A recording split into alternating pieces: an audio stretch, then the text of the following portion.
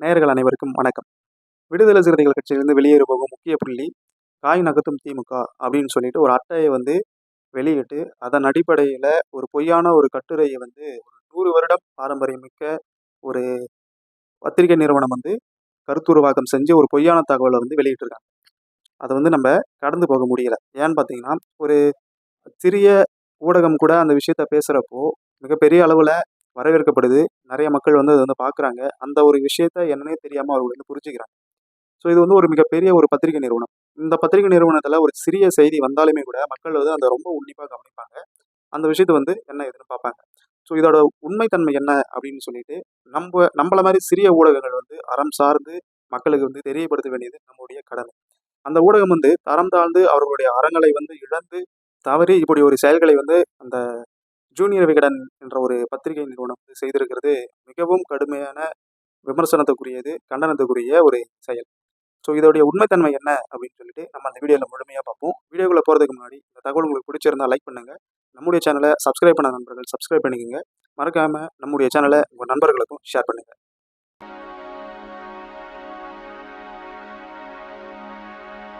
ஒரு 100 வருடம் பாரம்பரியமிக்க ஒரு நிறுவனம் சொல்லிட்டு தங்களை பெருமை பேசுகிற அந்த நிறுவனம் இப்படி அறம் தாழ்ந்து மிகவும் கீழ்த்தரமான ஒரு செயல்களில் ஈடுபடுவது என்பது ரொம்பவே கண்டனத்துக்குரிய ஒரு செயல்.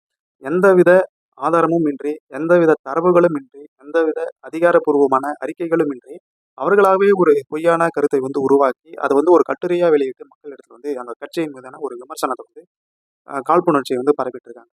ஸோ அந்த கட்சியில் இருக்கிறவங்க ஒரு சிட்டிங் எம்எல்ஏஸ் இருக்காங்க இல்லையா, பனையூர் பாபு, எஸ் பாலாஜி, ஆலோ ஷானவாஸ் அவர்களுக்கு இந்த நடைபெற்ற சட்டமன்ற தேர்தலுக்கு சீட்டு கொடுக்கல அப்படின்றதுக்காக அந்த மூவரும் சேர்ந்து அந்த கட்சியை விட்டு வெளியேறுவதாக ஒரு பொய்யான பிம்பத்தை இந்த ஊடகமும் சரி, பொதுவெளியில் நிறைய எதிர் சக்திகள் இருப்பவங்களும் இந்த பொய்யான தகவல் பரப்பிட்டு இருக்காங்க.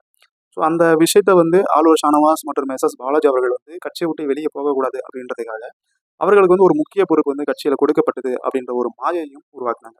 ஸோ இப்போ பனையூர் பாபு அவர்களுக்கு இந்த விஷயத்திலையும் புறக்கணிச்சிருக்காங்க அப்படின்ற மாதிரி செய்தி பரப்பிட்டு இருக்காங்க.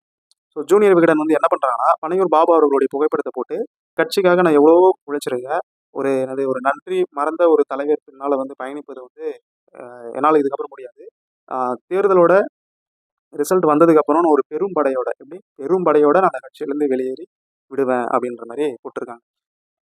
பனையூர் பாபா அவர்கள் அப்படி ஒரு செய்தியை எந்த இடத்துலையும் சொல்லலை. அவர் வாயாலையும் அவர் பேசலை. எந்த ஒரு ஊடகத்துக்கும் அவர் பேட்டி கொடுக்கல. அவருடைய தனிப்பட்ட பொது ஊடக கணக்குகளிலும் அவர் எந்த அறிக்கையுமே விடலை.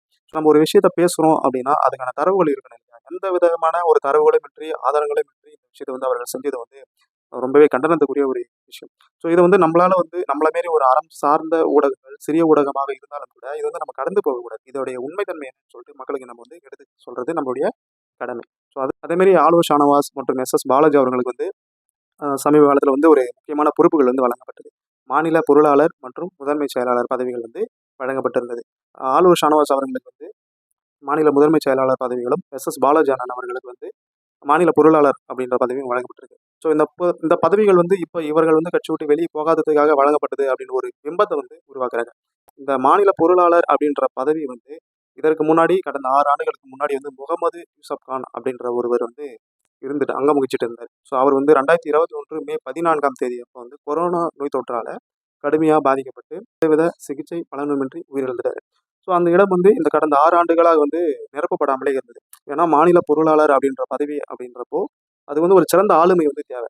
அந்த ஒரு கட்சியோட கட்டமைப்புல மிக முக்கியமான ஒரு பதவி தான் அது மாநில பொருளாளர் அப்படின்ற பதவி. அந்த இடத்துக்கு ஒரு சிறந்த ஆளுமை தேவை இல்லையா? அந்த ஆளுமைக்காக தான் இந்த கட்சி இத்தனை ஆண்டுகள் காத்திருந்து ஆலோ ஷானவாஸ் போன்ற ஒரு ஆளுமை அந்த இடத்துல பொறுப்பு கொடுத்து வச்சிருக்காங்க. ஸோ அவர் வெளியே போறதுக்காக தான் கொடுத்துருக்காங்க அப்படிலாம் கிடையாது. அதுமாதிரி முதன்மை செயலாளர் அப்படின்ற பதவி இதுக்கு முன்னாடி ஐயா உஞ்சை அரசன் அவர்கள் அந்த கட்சியில் இருந்தார்.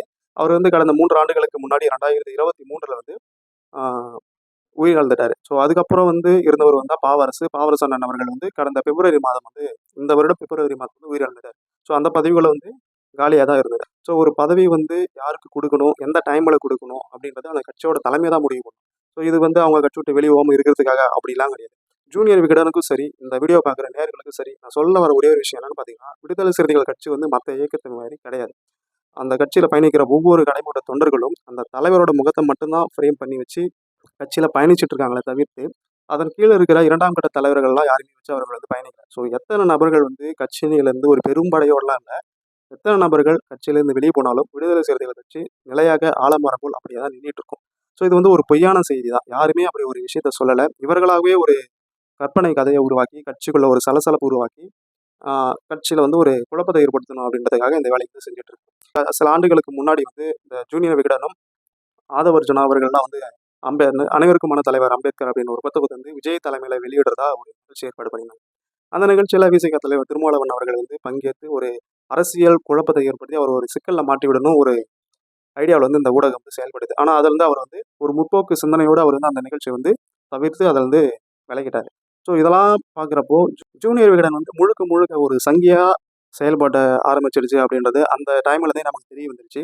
இப்போ வந்து அவர்கள் வந்து அது மாரி ஒரு வேலைய தான் செஞ்சுட்டு இருக்காங்க. சரி இவங்க சாதாரணமா கூட ஒரு விசைய பத்தி ஒரு செய்தி வந்து ஜூனியர் விகடன்ல போடுறது கிடையாது. அவர்கள் எவ்வளோ போராட்டங்கள் செய்றாங்க, ஆர்ப்பாட்டங்கள் செய்றாங்க. அவர்களுடைய போர்க்குணங்கள், அவர்களுடைய தியாகங்கள், அந்த தலைவரோட தியாகங்கள், தலைவருக்காக அந்த தொண்டர்கள் செஞ்சுட்டு இருக்க தியாகங்கள், இது எதையுமே வந்து ஜூனியர் விகடன் வெளிப்படையா காட்டுறதில்ல.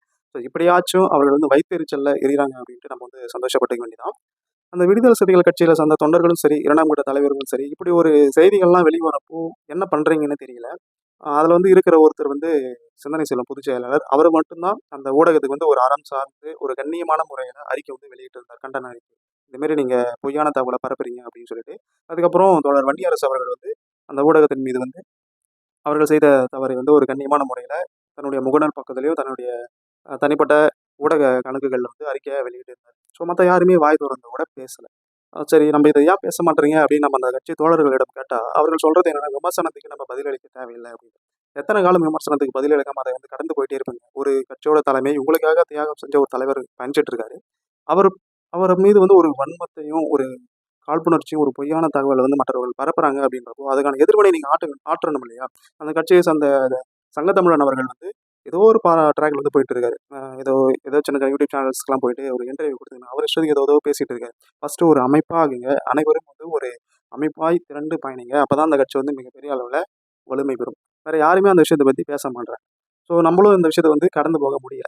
ஏன்னா ஒரு தியாகம் செஞ்ச ஒரு தலைவர், அவர பத்தி ஒரு பொய்யான விமர்சனம் அந்த கட்சியை வந்து அழித்து விடலாம் அப்படின்ற ஒரு மாய பிம்பல அங்க நெறைய பேர் செயல்பட்டுட்டு இருக்காங்க. கண்டிப்பா எங்களை போன்ற அறம் சார்ந்த ஊடகங்கள் இருக்கும் வரையில் அப்படி ஒரு நிகழ்வு வந்து நடக்காது. ஸோ அனைத்து தோழர்களும் அந்த கட்சியின் மீது விமர்சனங்கள் வைக்கப்படுகிறது அப்படின்னா, அந்த விமர்சனத்துக்கு பதில் சொல்லுங்க.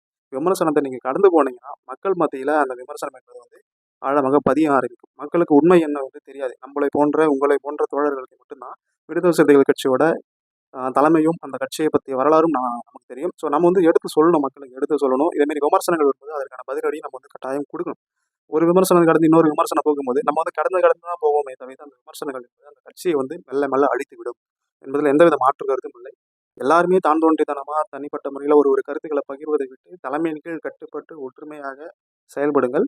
இது போன்ற ஊடகங்கள்லாம் வந்து சமூகத்தில வந்து பேசுற அளவுக்கு இடம் கொடுக்க வேண்டாம் என்பது என்னுடைய தனிப்பட்ட கருத்து. ஸோ இதேமாரி பேசுறாங்க அப்படின்னா, அதுக்கான எதிர்வினையும் தோழர்கள் வந்து கட்டாயம் ஆற்ற வேண்டும்.